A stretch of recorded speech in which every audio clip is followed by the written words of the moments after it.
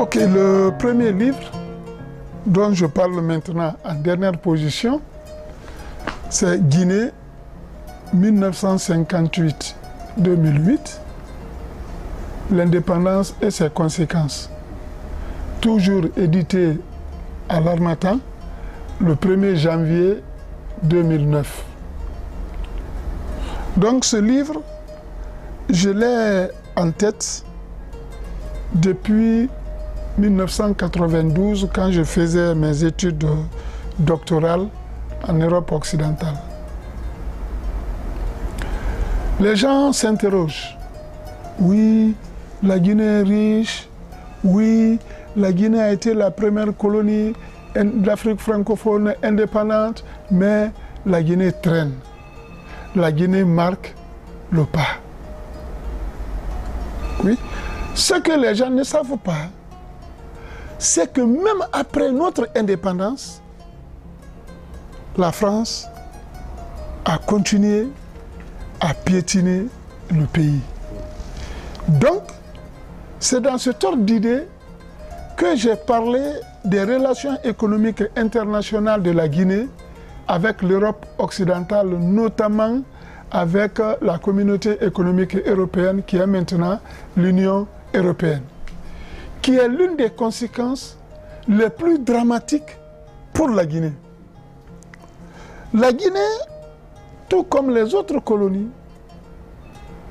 faisait partie de la 4e partie du traité de Rome, signé le 25 mai 1957.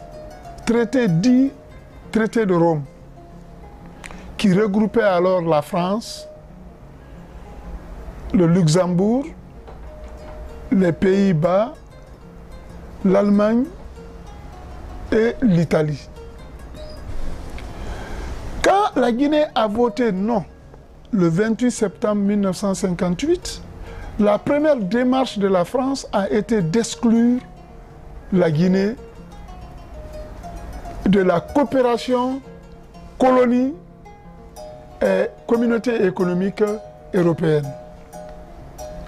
Et par la suite, quand d'autres pays africains, les autres colonies françaises d'Afrique ont eu leur indépendance, il y a eu la convention, les 2 conventions de Yaoundé.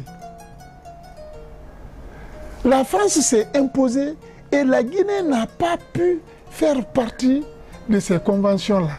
Alors que, à travers la 4e partie du traité de Rome, à travers la convention de Yaoundé 1 et la convention de Yaoundé 2, l'Europe investissait dans les colonies pour les infrastructures de base, pour le développement agricole et pour l'éducation.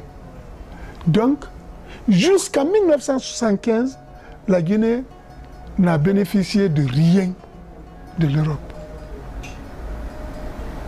Elle luttait par ses propres moyens pour le bonheur de ses populations. Elle n'a jamais été aidée. Non seulement elle n'a pas été aidée, mais la France lui mettait des bâtons dans les roues. C'est une conséquence économique. Ensuite, même sur le plan de l'agriculture, en 1958, la Guinée était premier producteur de bananes en Afrique. L'ordre a été intimé aux Français qui travaillaient dans ces plantations de quitter le pays au risque de perdre leur nationalité. Donc de 58 à 59, les bananeraies ont été abandonnés. La Guinée, qui était premier producteur de bananes, est devenue dernier producteur de bananes, alors que c'était un support de l'économie. Les gens se demandent, mais comment la Guinée ne marche pas? La France était toujours là, présente, pour empêcher le pays d'aller. Le nom de la Guinée devait le payer en se mettant à genoux. Donc, le premier livre parlait de ses conséquences. Dans les mêmes livres, j'ai parlé des gifles administrée par Sékou Touré au général Charles de Gaulle. La première gifle, c'est le 25 août 1958, quand la Guinée a promis de voter non s'il n'y avait pas amendement dans la Constitution.